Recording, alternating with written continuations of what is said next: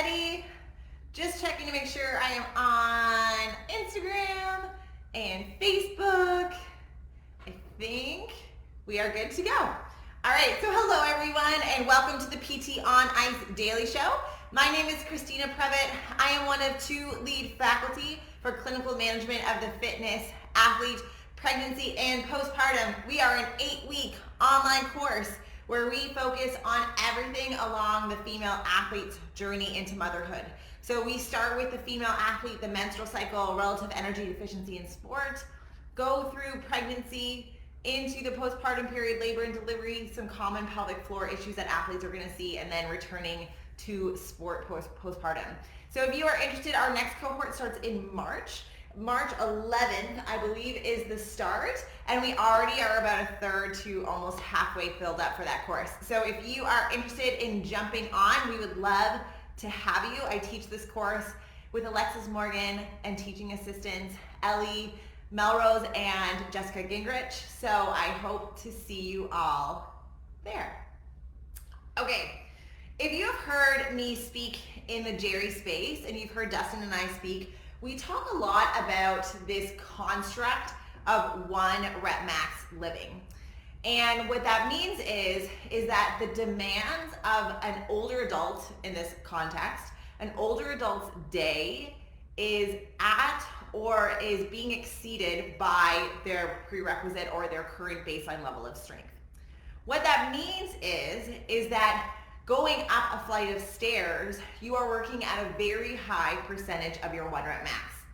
And if you have ever been on a strength training program or done a 1 rep max lift in general, you are going to know a couple of things. One is that the activity is not usually repeatable. You're not going to be able to do that over and over again. You're not going to be able to take your 1 rep max squat for a spin over and over and over again. It is fatiguing. And when you're probably lifting at closer towards, the research on this is a little bit dicey, but when you are lifting closer to your 1 rep max, risk of injuries potentially can go up. So all of these things are really important in the geriatric space, because if day-to-day tasks or ADLs are in that 1 rep max living space, and we have some literature to support that older adults are working at a high percent of max volume contraction for a lot of daily tasks, then you are in a very vulnerable position, because now you may not have the prerequisite amount of strength in order for you to be able to complete your tasks, or things start falling down to the wayside. You're not able to do all your tasks during the day and it accumulates, et cetera, et cetera. So how do we link this to the pelvic floor? And this is something that I've been thinking about for a long time. So when we think about, we're going to talk specifically about stress urinary incontinence and pelvic organ prolapse. When we think about these 2 things, so stress urinary incontinence is the leaking of urine in regards or in response to increases in inner abdominal pressure. So that can mean coughing, sneezing, running, jumping, laughing really hard, anything like that that's going to increase, or lifting in terms of the athletic population. And there's a little bit of a semantics beginning to a term called athletic urinary incontinence, because there's a large percentage of women who don't experience stress urinary incontinence episodes in day-to-day activities, including coughing and sneezing, but only experience incontinence in their sport. And we can talk about that in a different episode. So stress urinary incontinence is a response of leaking in reaction to an increase in inner abdominal pressure. And pelvic organ prolapse is the descent of 1 or more pelvic organs towards the vaginal opening. And it's graded by how much descent is present, from 0 being no descent at all of the pelvic organs to a 4 where it has descended past the level of the hymen and is visible outside of the body. And usually when you're in that grade 4 or grade 4 plus range, you're thinking kind of potential surgical management depending on how symptomatic your client is. So how does this link to 1 rep max living? Well, when we're thinking about strength and global body strength, oftentimes I wonder if my management strategy for some of my clients who are not barbell athletes is just get stronger. So what we know is that the pelvic floor is part of the core canister.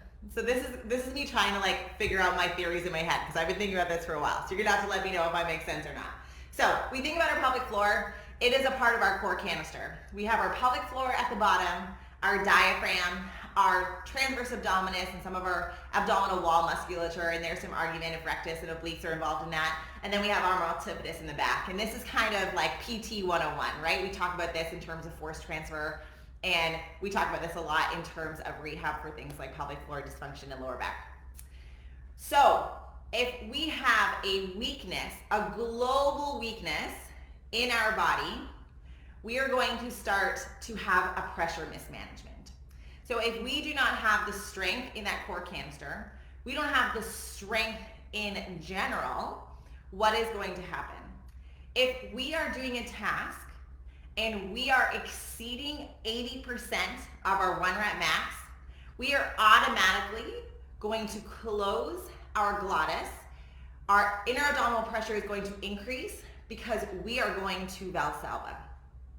Now, I can say as many things as I want as a pelvic PT and say you should breathe on exertion, especially if you're symptomatic, before we increase and stack that inner abdominal pressure with things like with my athletes with Valsalva and weightlifting belts.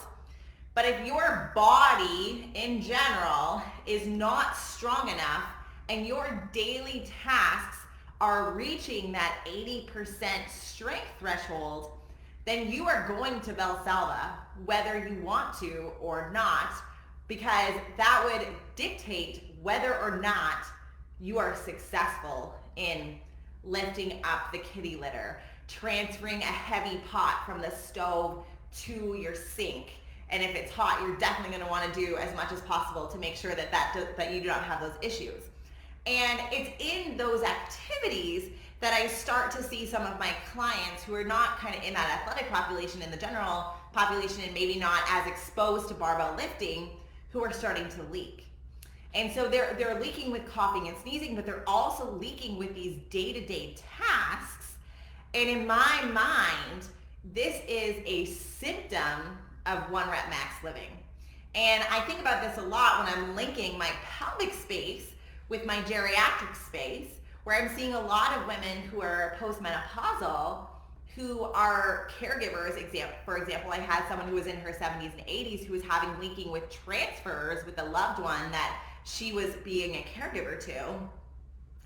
And so as much as we needed to talk about some of her bladder strategies, and we kind of deep dived into that, the main thing that I needed to portray to her is that as soon as she was exceeding that 80%, this rise in inner abdominal pressure was too much for what her body could sustain.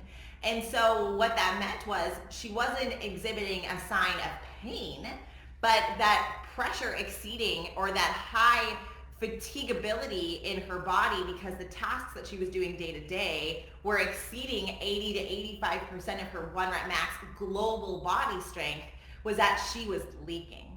And so I think about that too with some of my moms. So if I have a client, and unfortunately this is so prevalent, where during her pregnancy she was told that she cannot lift more than 20 pounds because it is bad for your pregnancy. And these are things that I think are becoming increasingly more taboo. And then I have somebody come into my office who was told that by another healthcare provider. They have deconditioned potentially over the last 10 months. And so if you have deconditioned and you have put increased stress down on your pelvic floor, now your global level of body strength has declined.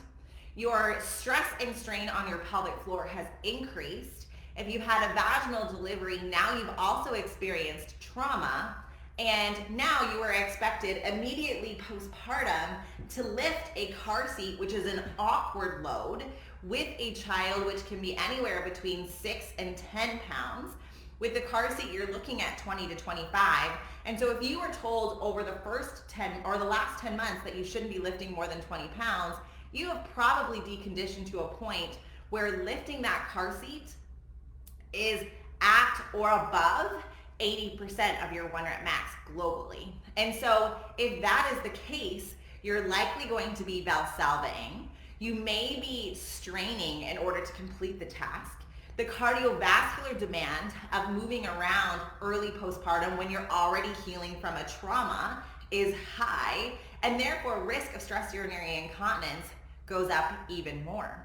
And so what I'm considering when I'm thinking about all of these things is, as much as I want to start doing specific pelvic interventions, is the biggest bang for my buck going to be get your body stronger in general and teach breathing strategies and do progressive overload and allow specificity for the tasks that are at or exceeding potentially your 1 rep max that you are forced to do in your day-to-day life.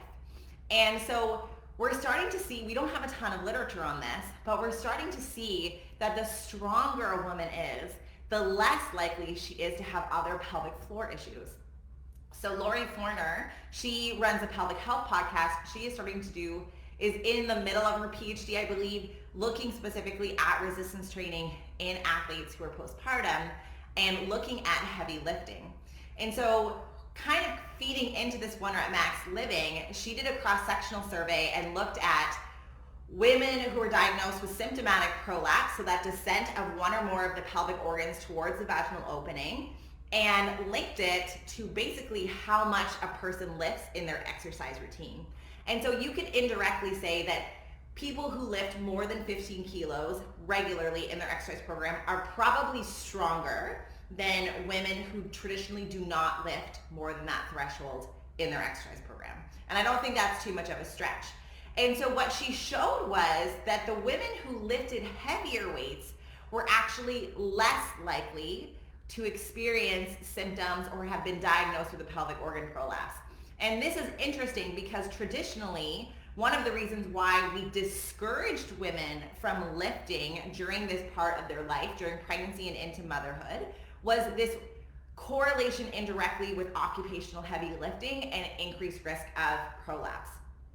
And this was a horrible translation because going back 6 weeks postpartum without an increase in intensity and going right back into 8 hours of heavy lifting occupationally, plus the stress of leaving your baby at home, you're not sleeping, all of those things does not translate into a 30 to 45 minute resistance training session that is appropriately dosed and managed for volume, intensity, and symptoms. But that was the only data that we had at the time. So we were discouraging women from lifting at fear of prolapse. And when I was postpartum with my daughter, people would say like, you're gonna prolapse because you're with an empty barbell at 4 or 5 weeks postpartum. And so this narrative is still very prevalent. But are we actually doing more harm? This is kind of feeding into, again, one of these Jerry concepts that we talk about a lot is when helping hurts. So with the best of intentions, we're telling women to take it easy during pregnancy, even though that may not be what they want to do, and that's a whole other conversation. They are deconditioning over this amount of time, and then the demands of motherhood are so high that there's a mismatch between what their body is physically prepared to do and what the expectation or needs of her life are. And so if we're having these women deconditioned, and now we're putting them into these situations where their day-to-day tasks are approaching their 1 rep max, and then being surprised if they're experiencing symptoms of stress urinary incontinence, where are we going wrong here? And so what can we do in order to bridge that gap more appropriately? And how can we really think about how we are setting up pre and postnatal care to allow ourselves to recognize that the demands on a woman's body is going to be that she's going to be lifting over 25 pounds very early postpartum. Whether we in an ideal world would be sitting and resting for 3 to 4 weeks, like that's not realistic. I gave birth to my daughter on Monday and my husband had to go back. We own a business together. He was at work for 12 hours on Tuesday. I wasn't going to just be lying down and not doing anything. And I have 2 dogs at home, so they needed to be walked. Like there was nothing that I could do in that situation. And so making me feel bad that I had to do all those tasks is not necessarily the most appropriate thing, but also like recognizing that the demands on my body are extremely high, even though I am recovering from a major trauma such as a vaginal delivery. And so again, we're starting to think about these demands And so how do we really advocate and empower women across the continuum to avoid this 1 rep max living scenario? And one of them is to just kick that recommendation that we can't lift more than 20 pounds during our pregnancy. It is unfounded. We have no literature to support that. And we know that women who are stronger are less likely to have some of these based on cross-sectional studies, and we're going to have to do more, but we know that resistance training right now is not coming out as one of the major risk factors for prolapse. Numbers, a degree of parity, any perennial trauma, and all those types of things around their obstetrical history is a large component to if women are experiencing prolapse, if women are experiencing incontinence. And so if we know that some of these exercise parameters are not shaking out, and we can make a woman feel stronger and more empowered and more supported in her life, but also in her pelvic floor, we may actually be able to set women up for more success postpartum. All right, that is my ramble for today. I'm cutting myself off at 15 minutes, but I hope you guys found that helpful. I don't know if you've ever conceptualized this pelvic floor 1 rep max living before. This has been something that has been swirling in my head. Probably like you're hearing me like regurge really quickly because it's been something that has been going over and over and over in my mind around just the pelvic space in general. I think about it a lot with my mom's postpartum. I also think about it a lot with my postmenopausal women, and how can we set them up for success?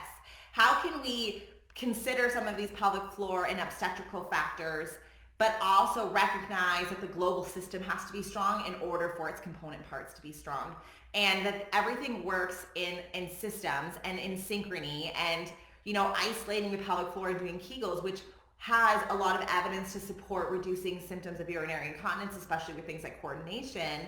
But can we get that whole core canister strong through being able to appropriately lift 50 pounds off the ground so that that 20-pound bag of kitty litter doesn't feel so extreme? They don't need to Valsalva, and they don't experience that incontinence in their day-to-day task. All right, thanks, Jeff. He says I made sense, so I didn't feel like I was rambling too much. I hope you guys found that helpful, that you were all having a wonderful start to your Monday. Again, if you guys are interested in our next cohort of clinical management of the fitness athlete, pregnancy, and postpartum, we start in March. We already have this course that is filling up. I am super excited. We are going through our first rendition of the new revamp this time, so we're getting all the kinks out, but so far it has been so well received. I am so pumped, and I hope you guys reach out to us and that we get to connect soon. Have a great day.